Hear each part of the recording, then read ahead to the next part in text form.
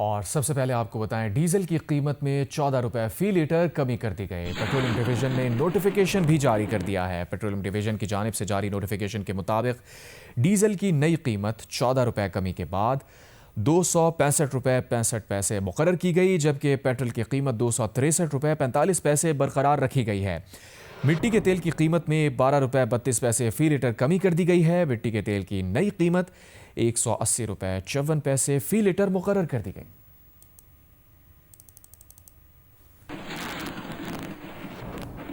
वज़ीर आज़म शहबाज शरीफ ने बिजली की तरसील कार और पैदावारी कंपनीज की निजकारी तेज़ करने की हिदायत की है। उन्होंने बिजली के तरसीली निज़ाम में बेहतरी के मंसूबों को जल्द मुकम्मल करने का हुक्म दिया है। बिजली के शोबे में इस्लाहात से मुताल्लिक़ इजलास में उन्होंने कहा कि निजकारी के बाद मुसाबिकत पर मबनी मार्केट ही मुल्क में तवानाई के मसाइल का पायदार हल है।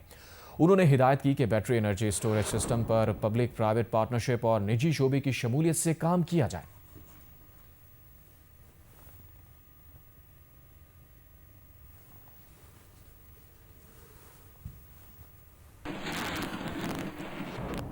घोटकी में डाकुओं ने मुसाफिर बस पर धावा बोल दिया। एनी शाहिदीन के मुताबिक बस में 25 अफराद सवार थे, जिसमें खवातीन भी मौजूद थीं। डाकू खवातीन को छोड़कर 18 मर्दों को अपने साथ ले गए हैं। बस सादकाबाद से कोयटा जा रही थी। पुलिस और रेंजर्स को डाकुओं के ताक़ुब में रवाना कर दिया गया है। मज़ीद तफसीलात जानते हैं जियो न्यूज़ के नुमाइंदे मलिक असलम से। असलम, बताइएगा क्या डिटेल्स हैं वाकई की? ये डिटेल कुछ इस तरह से है कि सदाबहार एक कोच है जो कि सादकाबाद से कोयटा जाती है। बरास्ता गुड्डू कश्मोर रोड, यहाँ पर मुरीशाख जो घोटकी का इलाका है, ये एक सरहदी इलाका है जो कि कश्मोर और रहीमियार खान और घोटकी का सरहदी इलाका है, लेकिन ये घोटकी की हदूद बनती है। यहाँ पर ये मुरीशाख के करीब जो जैसे ही यहाँ पर गुड्डू लिंक रोड पर जो है वो मुसाफिर बस गई है, तो तकरीबन 2 दर्जन से ज्यादा मुसल्लह डाकुओं ने अचानक उस पर धावा बोल दिया, फायरिंग कर दी, बस के शीशे टूट गए, जिसके बाद जो है वो खवातीन को छोड़ के 19 अफराद को जो है यहाँ से इन्होंने डाकुओं ने अगवा कर लिया और कच्चे की जानिब ले गए हैं। वाकई की इतला के फौरन बाद जो है वो रेंजर्स और पुलिस को तलब कर लिया गया है। ये खमड़ा थाने की हदूद लगती है। एसएसपी घोटकी अनवर खतरान के मुताबिक वो खुद जो है इसकी अपना सरबराही में पुलिस की भारी नफरी के साथ जो है कच्चे के इलाके का मुहासरा किया हुआ है, क्योंकि धुंध भी है और धुंध के साथ साथ जो है गन्ने की फसलें हैं, जिसकी वजह से उन्हें मुश्किलात दरपेश आ रही है। ताहम जो पुलिस की भारी नफरी जो है वो डाकुओं के ताकुब में है, ताकि बाहिफाजत जो है वो शहरी जो मुसाफिर है मुग़वियों को बाजियाब कराया जा सके। ताहम अभी तक ऐसी कोई इतलात नहीं मिली है मुकाबले की। पुलिस की जानिब से जो है डाकुओं का ताकुब किया जा रहा है, जबकि डाकू जो है मुसाफिरों को लेकर कच्चे की जानिब जो है वो रवा दवा है। अब वो कच्चा क्रॉस कर पाते हैं या नहीं, पुलिस इसके ताकुब में है। दूसरी जानिब धुंध है और गन्ने की फसल है, ये मुश्किलात पेश आ रही हैं। जी बहुत शुक्रिया मलिक असलम, आपने अपडेट किया।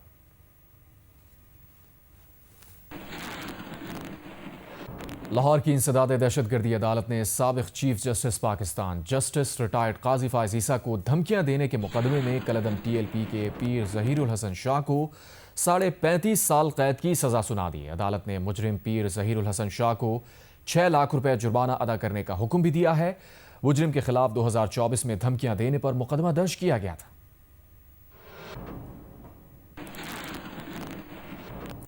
वफाकी वज़ीर इत्तलात अता तारड़ ने कहा है कि PTI वाले जेन मेलबर्न की पासदारी करेंगे तो मुलाकात हो जाएगी। इनकी पार्टी में किससे बात करें, ये एक दूसरे से बात नहीं करते। वज़ीर आला KP सोहेल आफरीदी के रवैये में बेहतरी आई है। जियो न्यूज़ के प्रोग्राम आज शाहजेब खानज़ादा के साथ में बातचीत करते हुए उन्होंने कहा, जो शख्स बानी PTI से मुलाकात के कवायद की खिलाफ वर्जी करता गया उस पर क्रॉस लगता गया। वज़ीर आला ने कहा है कि इमरान खान का जेल से पैगाम आ चुका है, आज़ादी या मौत। क्या हुकूमत इंतज़ार करेगी कि सूरत हाल उस हद तक जाए, या अभी जो पार्टी की सीनियर क़यादत है जो इतना जारहाना रवैया नहीं इख्तियार किए हुए है उसको इंगेज करेगी? उर्दू की मिसाल है कि कसियानी बिल्ली खंबा नोचे, ये वो वाली बात है। पिछले वज़ीर आला भी यही बातें करते थे। इनकी गवर्नमेंट, इनके रिसोर्सेज, इनकी एडमिनिस्ट्रेशन, इनकी पुलिस, कोई रोक टोक नहीं, उसके बावजूद लोग इनकी कॉल पे नहीं निकल रहे। इनकी पार्टी में कौन किससे बात करी, एक दूसरे से बात नहीं करते। अगर लेट सपोज इन्होंने कोई बंदे नॉमिनेट कर भी दिए हैं उनके पास क्या मैंडेट है? पहले ये कई दफा हो चुका कि बंदे को नॉमिनेट किया है और 2 दिन बाद कहा ये हमारा नुमाइंदा ही नहीं है। ये बातचीत करें तो किससे करें और किस बात पे करें? मगर अब इसमें मसला ये है कि तो फिर हुकूमत तो कह चुकी कि मिलने भी नहीं देंगे। अलीमा खान साहिबा ने आज दोबारा कहा है कि कल नहीं मिलने दिया, मुलाकात का दिन है तो हम कल फिर धरना देंगे। उज़्मा साहिबा की मुलाकात इसलिए कराई थी कि उन्होंने खिलाफ वर्जी नहीं की थी। जो खिलाफ वर्जी करता गया उस पर क्रॉस लगता गया है, तो अब कैसे मुलाकात करेंगे? ये नहीं हो सकता कल को कोई और कह दिया है उसकी जो है वर्सा वो बाहर कोई बहुत हंगामा कर दें और वो कहेंगे जी क्योंकि इनको भी अलाउ किया था हमें भी करें, तो ये मुल्क में ट्रेंड बन जाएगा कि जो आएगा वो बदमाशी करेगा बाहर। अक़वाम मुत्तहिदा की जो खुसूसी नुमाइंदा हैं एलिस जिल एडवर्ड्स, उन्होंने तो हुकूमत पाकिस्तान पर जोर दिया है कि गैर इंसानी और गैर महज़बाना हिरासत का खात्मा करे। ये कोई यूनाइटेड नेशंस की सेक्रेटरी जनरल का बयान नहीं है, ना ये सेक्रेटरी जनरल की रिपोर्ट है। बिल्कुल ठीक है, उनकी डिफरेंट बॉडीज होती हैं, वो रिपोर्ट्स बनाती रहती हैं based on lobbying firms, based on जो उनको मालूमात जाती हैं। ये तो 5 स्टार फैसिलिटीज है ना। कैद तो फिर कैद होती है ना। अगर किसी इंसान को आप 5 स्टार होटल में तमाम फैसिलिटीज के साथ भी कह दें कि आप उस होटल से नहीं निकल सकते और किसी से मिल नहीं सकते, किसी से बात नहीं कर सकते, आप मुकम्मल तौर पर सॉलिटरी में रहेंगे, तो वही उसका भी 3 दिन बाद बुरा हाल हो जाएगा। बुरा हाल तो मुल्क के लोगों का किया है। मेगा करप्शन का आप स्कैंडल करें, उसके बाद कहें कैद भी ना किया जाए, तो फिर सारे मुल्क के डकैतों को और सारे कातिलों को छोड़ देना चाहिए। अगर ये बात है, कैद के उसूलों को फॉलो किया जाए। जेल मैनुअल की जब खिलाफवर्जी हुई है मुलाकातें बंद होगी। आप जेल मैनुअल के साथ अबाइड करेंगे, मुलाकात हो जाएगी। तहरीक इंसाफ की तरफ से कोहाट जलसे में कहा गया कि गवर्नर राज लगा तो गवर्नर हाउस का घेराव करेंगे। सुहेल आफरीदी को अगर गिराने की कोशिश की तो हमारे अंदर से हो या बाहर से हो उसे घर से नहीं निकलने देंगे। बिल्कुल गवर्नेंस के गैप्स हैं, मगर मैं समझता हूं कि सुहेल आफरीदी साहब ने अब आहिस्ता आहिस्ता तवज्जो देना शुरू की है, उनके बिहेवियर में एक चेंज है। धमकी पे इसका फैसला नहीं होना, इसका फैसला गवर्नेंस की गैप्स को देखते हुए होना है। और अब क्योंकि थोड़ी सी जरा सीरियसनेस आई है और सुहेल आफरीदी अब मीटिंग्स में आ रहे हैं, तो let's see how things turn out in the next few weeks. Khyber Pakhtunkhwa हुकूमत ने भंग की काश्त को कानूनी हैसियत देने पर गौर शुरू कर दिया है। भंग या हैम्प अद्वियात में भी इस्तेमाल की जाती है। पहले मरहले में भंग की काश्त के लिए बाकायदा लाइसेंस जारी किया जाएगा। मजीद जानते हैं नुमाइंदा जियो न्यूज़ सलीम काश्मीरी से। सलीम काश्मीरी बताएगा क्या डिटेल्स हैं। जी देखें, खैबर पख्तूनख्वा हुकूमत ने हैम्प या भंग की काश्त को कानूनी हैसियत देने पर बाकायदा अब गौर शुरू कर दिया है। जियो न्यूज़ को हासिल होने वाली दस्तावेज के मुताबिक चंद रोज कबल डीजी एक्साइज और टैक्सेशन अब्दुल अलीम खान की ज़ेर सदारत एक इजलास हुआ, जिसमें इस हवाले से मुख्तलिफ तजावीज़ जो हैं वो ज़ेर गौर आई हैं। इजलास में ज़ेली कमेटी के मेम्बरान ने भी शिरकत की है और उसमें हैम्प और भंग की काश्त पर जो एक्साइज ड्यूटी है, लाइसेंस फीस है और या उसकी जो मुद्दत है उस पर भी जो है वो इत्तफाक किया गया है। इजलास में अद्वियात में इस्तेमाल के लिए 5 एकड़ रकबे पर हैम्प भंग की काश्त की फीस 6 लाख रुपए मुकर्रर करने की तजवीज़ भी सामने आई है, जबकि काश्त और तरसील पर एक्साइज ड्यूटी ख़त्म करके भंग की तैयारी और हतमी पैदावार पर एक्साइज ड्यूटी आयद करने की सिफारिश की गई है। इसी तरह इजलास में लाइसेंस के लिए दस्तावेजात को हतमी शिकल देने के लिए एक वर्किंग ग्रुप कायम किया गया है।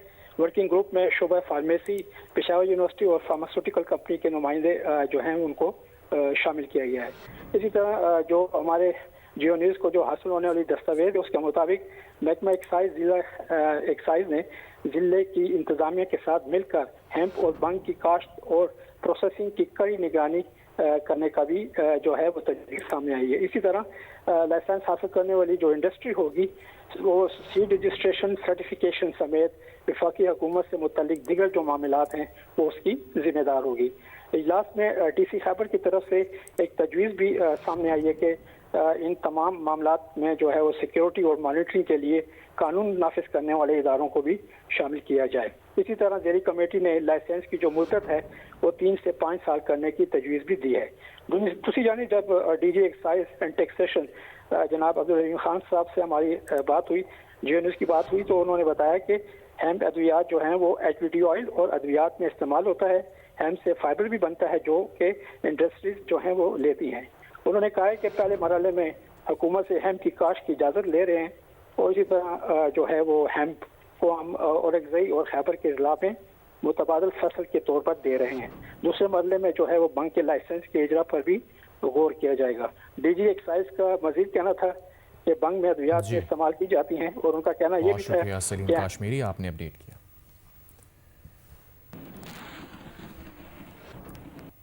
ऑस्ट्रेलिया में सिडनी के बोंडाई बीच पर बाप बेटे की फायरिंग के वाक़े में 16 अफराद की हलाकत की तहकीकात जारी हैं। एक हमलावर 50 साला साजिद अकरम मौके पर हलाक, जबकि उसका 24 साला बेटा नवीद अकरम जख्मी होकर अस्पताल में जेर इलाज है। ऑस्ट्रेलियाई मीडिया के मुताबिक नवीद अकरम को कोमा में है। ऑस्ट्रेलियाई वज़ीर आज़म एंथनी अल्बानीज़ ने वाक़े में किसी इंतहा पसंद ग्रुप के मुलव्विस होने का इम्कान मुस्तरद कर दिया। कहा, दोनों मुसल्लह अफराद ने अकेले कार्रवाई की जो शिद्दत पसंद नज़रियात से मुतासिर लगते थे। 50 साला साजिद अकरम के बारे में ऑस्ट्रेलियाई हुक्काम का कहना है कि वो 1998 में स्टूडेंट वीज़ा पर ऑस्ट्रेलिया आया था। उसका बेटा नवीद अकरम ऑस्ट्रेलिया में ही पैदा हुआ। ऑस्ट्रेलियाई हुक्काम को 2019 में शुबा हुआ था कि वह नवीद अकरम के दाइश के लोगों से राबते में है। अलबत्ता तहकीकात के बाद उसे गैर ख़तरनाक करार दिया गया। बोंडाई बीच पर हमलावरों की गाड़ी से दाइश के 2 झंडे भी मिले हैं। ऑस्ट्रेलियाई हुक्काम ने ताहाल ये नहीं बताया कि साजिद अकरम 1998 में किस मुल्क से ऑस्ट्रेलिया पहुंचा था। ताहम ताज़ा तरीन इतलात के मुताबिक भारतीय मीडिया का कहना है कि ऑस्ट्रेलियाई हुक्काम ने हमलावर के पस मंज़र के बारे में जानने के लिए भारतीय इंटेलिजेंस एजेंसी से राबता किया है। इंडियन मीडिया ने बताया कि भारतीय इंटेलिजेंस ने ऑस्ट्रेलिया को तहकीकात में भरपूर ताउन का यकीन दिलाया है। इससे पहले नवीद अकरम के साथ काम करने वाला एक शख्स ये दावा कर चुका है कि उसके ख्याल में नवीद अकरम के वालिद साजिद अकरम का ताल्लुक भारत से है, जबकि माँ इतालवी है।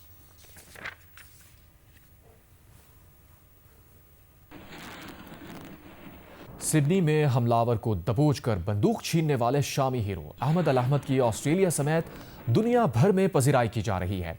अमरीकी सदर ट्रंप ने फल फरोख्त करने वाले अहमद अल अहमद की तारीफ करते हुए उसे बहादुर और काबिल एहतराम शख्स करार दिया। ट्रंप ने कहा, इस बहादुर शख्स ने बहुत से लोगों की जान बचाई। अहमद अल अहमद के वालिदैन ने भी अपने बेटे के कारनामे पर फ़ख्र का इजहार किया। ऑस्ट्रेलियाई रियासत न्यू साउथ वेल्स के प्रीमियर ने अस्पताल जाकर अहमद अल अहमद से मुलाकात की और उनकी बहादुरी की तारीफ की। अमरीकी अरबपति विलियम एक्मैन ने शामी हीरो अहमद अल अहमद के लिए $1 लाख ऑस्ट्रेलियन इनाम का ऐलान किया। अहमद के लिए ऑनलाइन फंड्स इकट्ठा करने की मुहिम शुरू की गई तो चंद ही घंटों के अंदर $10 लाख ऑस्ट्रेलियन जमा कर लिए गए। अहमद अल अहमद की अस्पताल में एक सर्जरी कामयाब हो गई है, जबकि मजीद 2 सर्जरीज होना अभी बाकी है।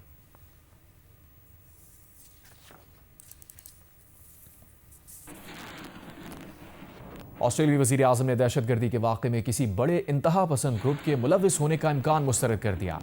मकामी मीडिया से गुफ्तगू में एंथनी अल्बानीज़ ने कहा, दोनों मुसल्लह अफराद ने अकेले ही कार्रवाई की। दोनों अफराद वाज़े तौर पर शिद्दत पसंद नज़रियात से मुतासिर थे, लेकिन किसी बड़े इंतहा पसंद सेल का हिस्सा नहीं थे। 24 साला नवीद अकरम किसी इंसदाद दहशतगर्दी वॉच लिस्ट में शामिल नहीं था।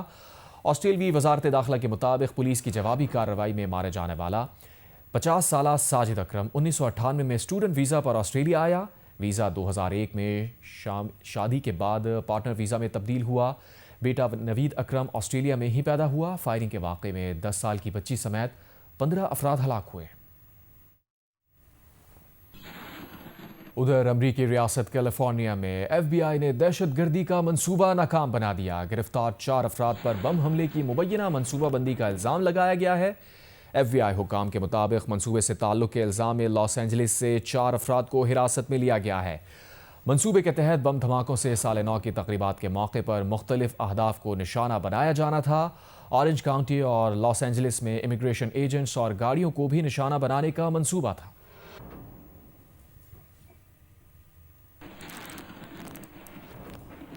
अफगानिस्तान की तामीर नौ के लिए कायम अमरीकी सरकारी निगरां इदारे special inspector general for Afghanistan reconstruction cigar की एक हालिया रिपोर्ट में इंकशाफ किया गया है कि 2021 में अफगानिस्तान में छोड़ा गया अरबों डॉलर मालियत का अमरीकी असलहा और फौजी साजो सामान अब तालिबान की सिक्योरिटी फोर्सेस की बुनियादी ताकत बन चुका है।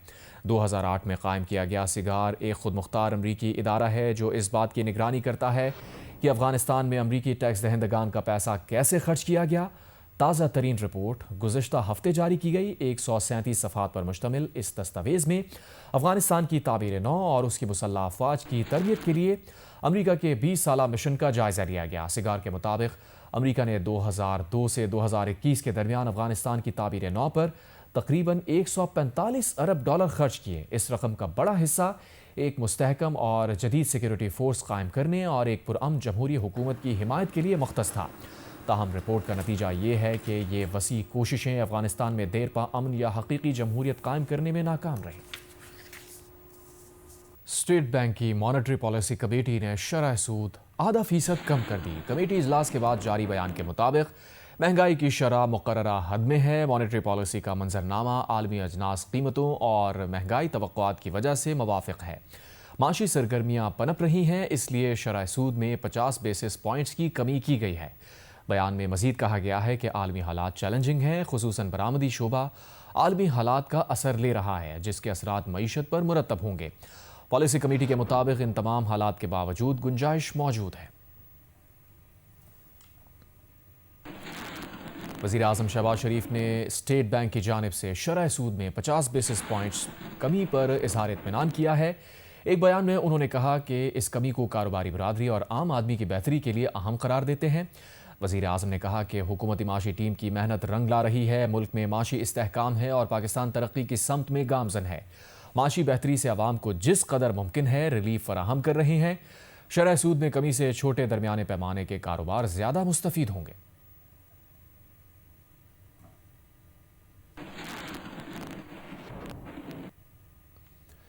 वज़ीर आज़म शहबाज शरीफ ने वफाकी वज़ीर बराए ओवरसीज़ पाकिस्तानी चौधरी सालिक हुसैन की सरबराही में स्टैंप जारी करने के निज़ाम को ऑनलाइन करने के लिए कमेटी बना दी। कमेटी ई प्रोटेक्टरेट स्टैंप जारी करने के निज़ाम को मुकम्मल डिजिटाइज करने के लिए न सिर्फ काबिल अमल तजावीज़ पेश करेगी, बल्कि ऐसा निज़ाम वज़ा करेगी जिसमें बैरून मुल्क मुकीम पाकिस्तानी वर्कर्स के निज़ाम से मुताल्लिक़ इत्मीनान को भी जांचा जा सकेगा।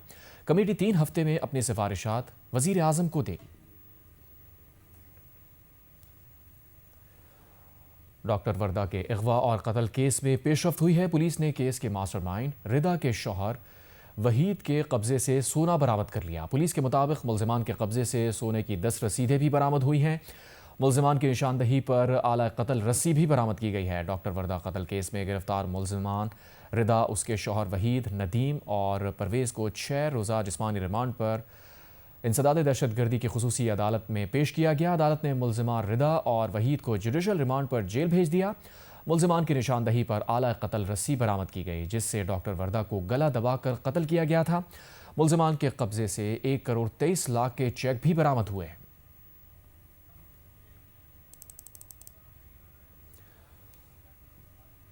बानी पीटीआई की बहन अलीमा खान का कहना है कि वो मंगल को अडियाला जेल में बानी पीटीआई से मुलाकात के लिए जाएंगे और वहां बैठेंगी। अगर हमारी मुलाकात नहीं कराई गई और हम पर पानी फेंका जाता है, तब भी हम अपने मकसद से पीछे नहीं हटेंगे। बानी पीटीआई की टीम ही हमारी टीम है। अलीमा खान ग्रुप और बुशरा बीबी ग्रुप प्रोपेगेंडा है। शेर अफजल मरवत को संजीदा लेने वालों पर हैरानी है।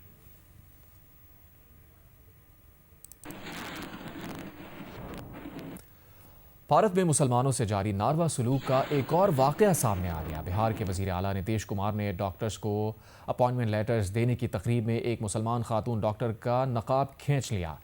मुसलमान खातून से हतकामेज़ सलूक पर नीतीश कुमार को भारतीय सोशल मीडिया सारिफीन और भारत की सियासी जमातों की जानिब से शदीद तनकीद का निशाना बनाया जा रहा है।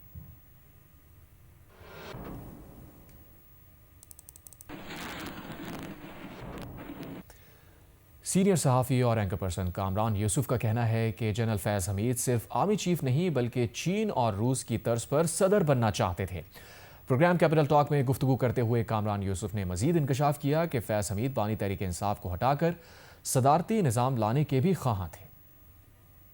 जनरल फैज़ जो हैं वो सिर्फ आर्मी चीफ बनने के चक्कर में थे या उससे भी कुछ आगे जाना चाहते थे? बहुत से उनके लोग जो करीबी उनके जानने वाले हैं, जो मेरी उनसे बात हुई, वो इस बात को इंडोर्स करते हैं कि अगर उनका ख्याल था कि इमरान खान प्राइम मिनिस्टर रहते, इन्होंने पहला काम ये करना था, इमरान खान को फारिग करना था।